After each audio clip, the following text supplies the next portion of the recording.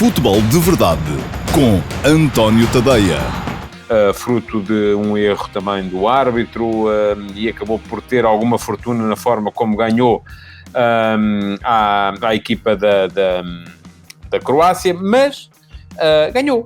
E ganhou fora ao vice-campeão do mundo. É verdade que uma equipa da Croácia que sofre muito do ponto de vista defensivo, que tem apresentado muitas limitações, que ainda por cima lhe faltavam alguns jogadores importantes, mas ainda assim o resultado foi uma vitória. E há uma coisa, e foi por isso que eu escrevi sobre o tema hoje de manhã, é que quando Portugal conquistou títulos, e o apogeu deste selecionador e desta equipa terá sido mesmo a vitória no Campeonato da Europa de 2016, quando isso acontecia e havia aí muita gente a dizer que a seleção jogava feio e que o futebol da seleção era feio e tal, e eu sempre disse que feio ou bonito não é relevante. Há equipas que podem jogar bem com um futebol de pé para pé, mais artístico, mais de posse, mais tiki-taka, não é? Portanto, mais guardiolista, / cruyffista, / barcelonista, / culé. E isso pode acontecer, podem fazê-lo bem, e há equipas que podem querer fazer isso, e há muita gente que me tem vindo aqui comentar nas caixas de comentários, tanto do Futebol de Verdade como do Último Passe, e dizer a quantidade de golos que se têm marcado por causa de equipas que insistem em querer sair a organizar e a jogar desde trás e depois não têm gente com condições e com capacidade para o fazer, e isso acaba por lhes custar golos sofridos.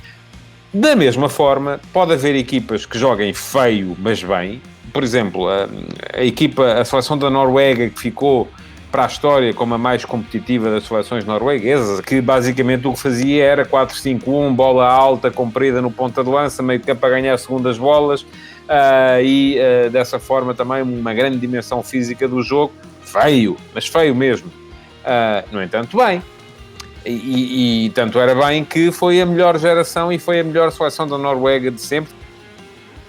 Passou com Portugal ontem, e eu não gostei de ouvir Fernando Santos no final dizer que, da mesma forma que o defendi sempre que a equipa ganhava, porque jogava aquilo que alguns achavam que era feio, mas bem, e portanto ganhou o campeonato da Europa. A questão é que ontem o problema não foi o facto de Portugal estar a jogar bonito. O problema foi o facto de Portugal estar a jogar mal. Os erros do ponto de vista defensivo, cometeu parece-me que foi uma equipa que não foi inteligente na forma de se posicionar, parece-me que é uma equipa que perdeu vários passos por desconcentração pura e simples, porque aqueles jogadores, também já vi aqui alguém falar do relevado, pode ter contribuído de certa forma para o facto de Portugal não ter conseguido ligar tão bem o seu jogo, para o facto de vez em quando os passos serem demasiado curtos, o adversário conseguir interceptar, e não tem a ver com jogar feio ou bonito. Tem a ver com falta de concentração, tem a ver com o facto de nem toda a gente reagir da mesma forma àquilo que foi o estímulo da derrota com a França. Portugal entrou com várias alterações no 11, o Fernando Santos trocou quase todo o setor defensivo. No caso do lateral direito, entre Nelson Semedo e João Cancelo, jogou Nelson Semedo, tinha jogado João Cancelo contra a França, porque eu acho que Fernando Santos ainda tem os dois mais ou menos no mesmo patamar. Era a altura para jogar Rubem Semedo. Jogou mal, tal como todos os outros, vai ter de errar para começar a consolidar a sua posição no 11 de Portugal. E se errar muito, naturalmente dá a vez a outro. A questão aqui é essa, e portanto não pode errar muito, e a pressão que há em cima dos novos é essa, e é verdade que para guarda-redes ou para defesa central isto nota-se mais. Parece que vai haver um inquérito relativamente às palavras que o Sérgio Conceição proferiu depois do castigo. Haver inquérito, eu acho muito bem que haja.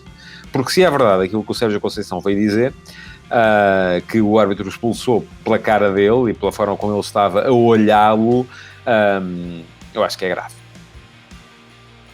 A vontade aparentemente expressa por Hulk de voltar ao Futebol Clube do Porto. Já passei ao de leve no tema, no último passo de ontem, quando escrevi sobre o Sérgio Ramos, porque percebo perfeitamente que o que queira neste momento é encontrar aqui um foco de estabilidade na equipa do Futebol Clube do Porto. Ele precisa disso para este momento da vida dele, com certeza. Talvez ainda seja uma boa adição à equipa do Porto, mas enfim, o Porto também tem que se preocupar, primeiro que tudo, com a forma de tratar os que lá estão. A alegada contratação de Lucas Veríssimo pelo Benfica, portanto, o 7º defesa central para o plantel de Jorge Jesus. Parece que este é que o treinador queria mesmo, mas veremos se ele vem e se vem aquilo que pode vir a fazer. Eu gosto do jogador, acho que é um jogador com boa capacidade, não só defensiva como para sair a construir. Por fim, Taça de Portugal vem aí com há jogos interessantes e ficou-me na retina a frase que foi proferida no Sacavnense, a dizer que estão a rezar para que o João Palhinha seja vendido. Se o Sporting vier a transferir João Palhinha para o estrangeiro, o Sacavnense terá direito ao Fundo de Solidariedade e não vai ser assim tão pouco quanto isso, mas isto acaba por ser um bocadinho também o tratar mesmo os jogadores como carne para canhão, não é? Estar à espera que um jogador seja transferido para poder receber o Fundo de Solidariedade. Admito que os clubes pensem assim, mas não fica bonito. Futebol de Verdade, em direto de segunda a sexta-feira, às 12h30.